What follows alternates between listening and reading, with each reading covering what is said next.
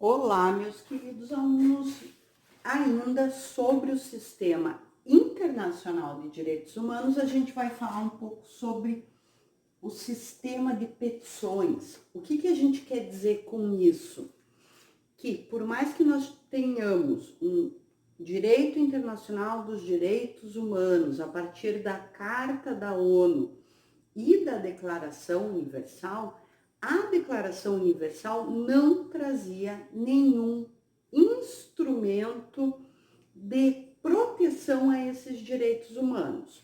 Isso foi criado, então, com os dois pactos internacionais que trouxeram, então, um instituto, vamos assim dizer, que foi uma criação, aqui no caso, dos direitos civis e políticos, um comitê para que pudesse haver, então, essas denúncias de violações.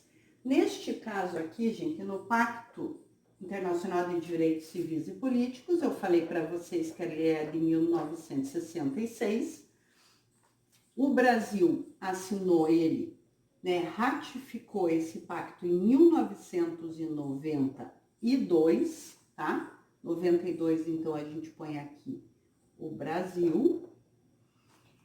Ele é um pacto com aplicação imediata, então, dos direitos civis e políticos. A gente viu sempre que isso é uma prestação positiva, ela tem que ser também automática, imediata, e traz alguns direitos que não era contemplado ainda na Declaração Universal. Nesse sentido, então, nós temos o direito à autodeterminação dos povos, que não existia na declaração, direito de não ser preso por obrigação contratual, então a gente está falando de uma prisão civil, artigo 11, direito da criança ao nome e à nacionalidade, no artigo 24, e também proibição da propaganda a favor da guerra, artigo 20.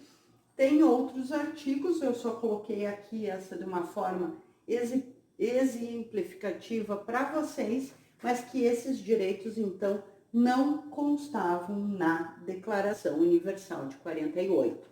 Então, o pacto, ele vai criar um comitê de direitos humanos e todos os estados partes, os países que ratificam o Pacto Internacional de Direitos Civis e Políticos, são obrigados a mandarem relatórios da sua situação, do seu país, de que forma que está, na defesa desses direitos e o que está fazendo também em relação às violações. Dentro do pacto, há a possibilidade de uma comunicação interestadual, que seria uma comunicação de um estado contra o outro, mas aqui, cuidado, estamos falando de dois estados, então ele precisa ratificar o estado, o estado precisa ratificar essa possibilidade da comunicação interestadual, porque, lembrando novamente a questão de soberania. Então, se o estado não aceita receber de outro estado a comunicação interestadual pela violação de direitos humanos, ele não pode ser demandado, a não ser que ele ratifique, por uma questão de soberania. Dentro, do pacto, vamos assim dizer, de direitos civis e políticos, ocorreu, gente, o que a gente chama de protocolo facultativo ao Pacto Internacional de Direitos Civis e Políticos, também de 1966.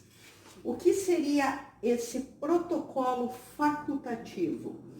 Ele trouxe um importante instrumento para que as pessoas comuns, como nós, pessoas físicas, pudessem ajuizar petição individual. Mas o que é essa petição individual? Era de que uma pessoa, inclusive eles aceitam até de ONGs, de organizações não governamentais, que eles então ajuizassem petições de violações, mas violações a quê, gente? Aos direitos que se encontram definidos aonde? Então, é direitos definidos no Pacto Internacional de Direitos Civis e Políticos. Esses direitos sendo violados, as pessoas poderiam apresentar as petições individuais.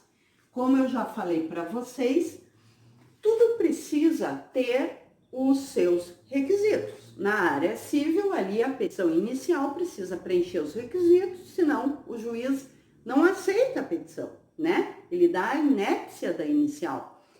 No penal, o promotor, quando vai denunciar, ele também precisa preencher os requisitos ali do 41 do CPP, porque senão o juiz não aceita a denúncia, né? Pode rejeitar a denúncia, ou até mesmo a defesa, né, poderá alegar que há inépcia. No sistema internacional também.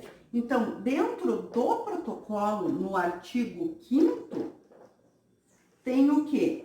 Tem os requisitos de admissibilidade desta petição, tá? Requisitos de admissibilidade dessa petição. Em relação ao protocolo facultativo, o Brasil ratificou apenas em 2009. O que eu quero dizer com isso?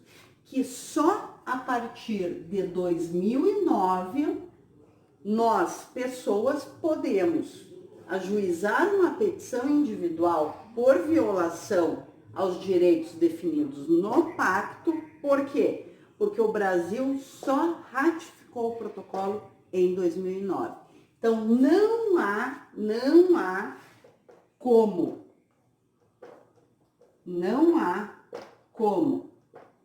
ajuizar a petição, tá? Se o quê? Se o Estado não ratifica, tá? Isso é muito importante, nós já vimos dentro do direito internacional que a ratificação de um tratado internacional é muito importante. Então, não há como ajuizar se o Estado não ratifica. O Brasil, a partir de quando? A partir de 2009. Então, a partir de 2009, havendo uma violação a esse direito, a pessoa pode entrar, então, com essa petição individual, certo? No próximo vídeo, a gente vai trabalhar o Pacto de Direitos Econômicos, Sociais e Culturais e também o seu protocolo, tá? Obrigada!